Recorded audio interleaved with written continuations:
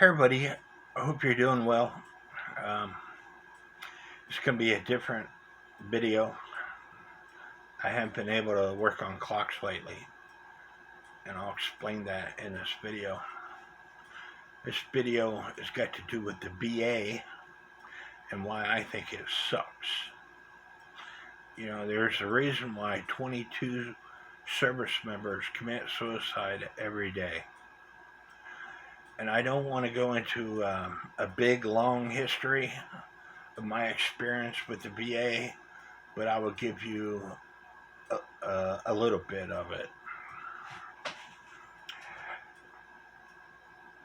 I was dating a lady whose ex-husband worked at the VA. I got really depressed and I wanted to get on some anti-medication. And so I went through several different doctors to see a psychiatrist. Shortly after this, I was wanting to go back to school, and I had to talk to an education counselor. What I thought would be confidentiality with me talking to a psychiatrist, this education counselor brought up several instances that me and the psychiatrist alone talked about. I finally told them to go F off, and I left. I told her it was none of her business why,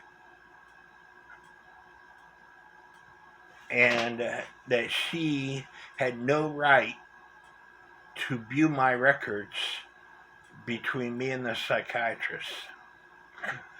So I made a complaint to the VA, and now my records are flagged. Everybody that works at the VA, their records are flagged. So if I see a new doctor, the first thing they ask me is, where do you work at in the VA? I don't. Fast forward, I saw this Veterans of Foreign Affairs person who was really good at their job, who got me on disability back in 2008. They worked at the Building 6 of the John J. Pershing VA Hospital part-time. They were really good at doing their job, and I didn't keep any records because they were really good at doing their job. Well, they quit, so I had to deal with another person, and I'm not going to mention their names, but come to find out, the VA destroyed all the records that this previous Veterans of Foreign Affairs representative had. And that's against the law. By law, you're required to keep the records for at least 7 years. And so this new rep ended up getting fired from my case, so I ended up hiring a lawyer. My mistake, and I have 3 dresser drawer full of records. In November of last year, I went to Jonesboro, Arkansas to see an LHI rep.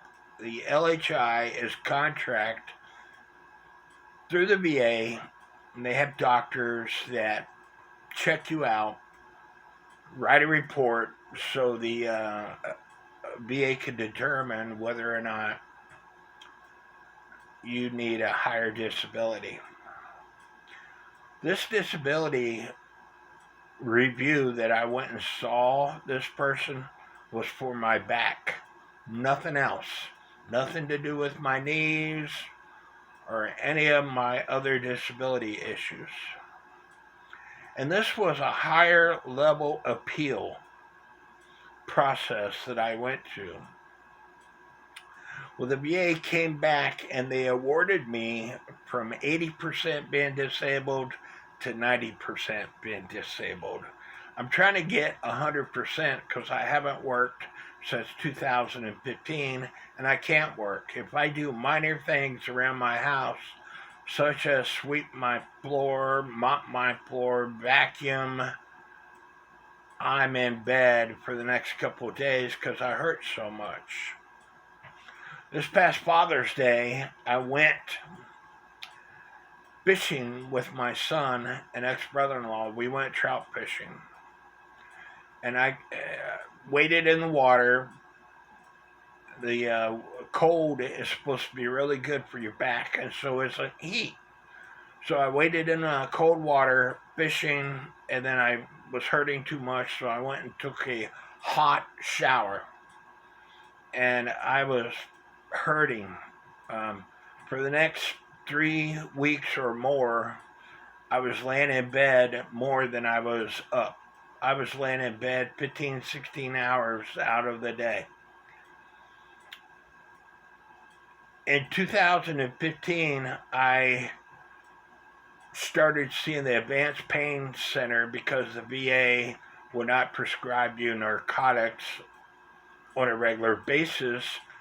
So they send you to advanced pain centers so they don't get in trouble, basically. The guy that I was seeing was a really good guy, and he was prescribing me three 10 milligram pills, one pill 3 times a day. Well, he got in trouble, long story short, and so I had to go to a different advanced pain center. I went to the advanced pain center in Sykeston, and that guy was a liar.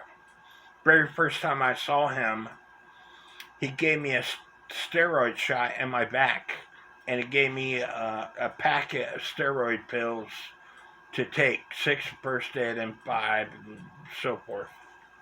Next time I saw him, he asked me if I've ever had shots in my back, and I told him, yes, you gave me a shot in my back, and he denied it.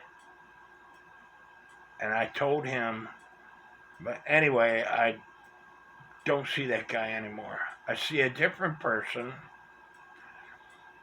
and I just had another MRI done last month at the VA because they finally have a wide board MRI machine, and they bottom line is I have to see a neurosurgeon on the 10th of this month because they're going to discuss surgery. And so I had an appointment today, my monthly appointment, to get my prescription of narcotics, hydros, and the doctor will not increase my medication, so I only have one pill twice a day, and I was trying to get back on one pill 3 times a day, and he will not do it, even though the latest MRI shows moderate to severe problems. Previous MRIs, they said, showed mild to moderate problems. And that is a different subject. I am going to ask the neurosurgeon when I see them on the 10th what they think of the other MRIs, because it was this recent MRI that I did that I thought, because the VA pays for it, that they get the images from the MRIs, and they don't. They only get the doctor's report, which if I was paying to have an MRI done, I would want the images also. That way if somebody makes a disability claim, the people who are doing the disability review can look at these images, but they don't have the images. They only have the report from the doctor. But what if that doctor made a mistake? So anyway, that's the reason I haven't been doing any clocks recently. And get back to the reason why I think the VA sucks and why 22 veterans a day commit suicide. I know veterans who have spent, I'm going to discuss two veterans. I know one veteran who spent 4 years in the Marines, and he kept on getting in trouble because he was smoking pot all the time. So they would take his rank away from him. He got out. He only had one job where he was paying into Social Security, and they ended up firing him from that job due to marijuana use. That guy draws a low-income check from the VA, and I don't know how he went about doing this. He's not disabled, but his low-income check is almost equal to my retirement check. Is that fair? No, it's not. I spent 20 years in the military. I gave 120% to the military. My last job, I was doing 7 different jobs. Out of my 20 years, 4 of those years was out of my career field. I was a QA TODO for 3 years in England. When you go to quality assurance, it's typically a 1-year service, a 1-year position. I was in QA for 3 years in England. Technical orders, distribution office doesn't have hardly anything to do with my career field. My last duty station, we were the 7th Equipment Maintenance Squadron. Every year, because the military has their weight standards, every year I knew I'd be overweight. Every year I knew they would measure me. When I first joined the military, they would measure your bicep, your chest, your legs. They do calculations, and I had a weight waiver. They increased my maximum allowable weight. Nowadays, if you have a fat neck, you can have a fat belly. The guy that measured me wrong. I know he measured me wrong, and I knew the procedures. I got a doctor's appointment. The doctor measured me. He wrote a letter to give to my commander. The 7th Equipment Maintenance First Sergeant, who is a liaison between the enlisted personnel and the commander, ripped up this letter that he was required by law to give to my commander. So therefore, they withheld my test results. Shortly after, the 7th MUN Squadron was created, and we stood up. And we did not have a training manager. There was not enough training managers on base to fulfill the slot. So I became the unit training manager for 7th MUNs for an entire year before they finally got another person to fulfill that slot. Totally different career field. And for the next year, I was her assistant for the 7th MUN's training manager. When I was deployed, After 9/11, we were deployed. I was deployed as the training manager.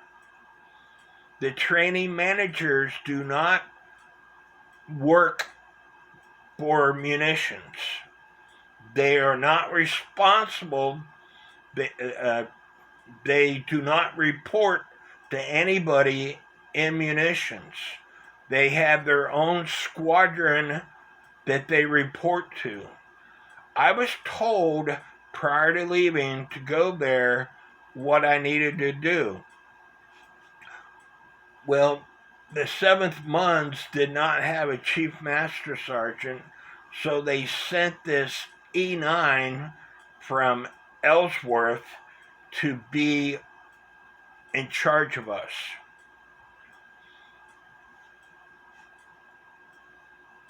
I was sending reports back to 7th Training Manager Squadron, and this E9, I will not call him a chief, this E9 told me that I had to send those reports to him first, and then he would look at them, and then he would send them back to Dyess Air Force Base. I told him, respectfully, sir, I do not work for you. Our lieutenant, our senior master sergeant, they agreed with me. This E9 said, I outrank you and you will do what I say. So I did. There was an incident. This individual missed his training information. The general from Dyess Air Force Base was deployed to this location.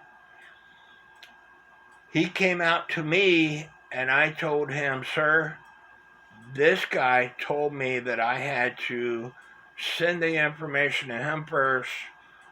He would look at it before he sent it back to the home duty station. This E9 got his ass chewed by this general. This E9 did not like me. Upon leaving, I was supposed to get a military service medal, which is a 5-point towards your test. This E9 did not want me to have it. He said I could have an achievement medal. I have one achievement medal in my entire records. That was from this deployed location. Getting back to the VA and why I think it sucks. This other individual who only spent 4 years in the military worked for the VA. He had his boss sign off on the paperwork to get him 100% disability. He knows how to work. He can work. He refuses to. He takes all kinds of drugs. He's constantly getting felons. His dad is a millionaire. He's an only child. His dad told him when he dies, if he wants to inherit all his stuff, then he cannot have a felon on his record. This individual has a lawyer on retainer to get him out of all these felons that he does. Stupid stuff, dealing with drugs. So it depends on where you live and who you know on whether or not you're going to be successful in getting your disability for the VA. At the end of this video, I'm going to put a link in this video to a song that I wrote today back in 2005. I hope y'all enjoy it. May God bless each and every one of you.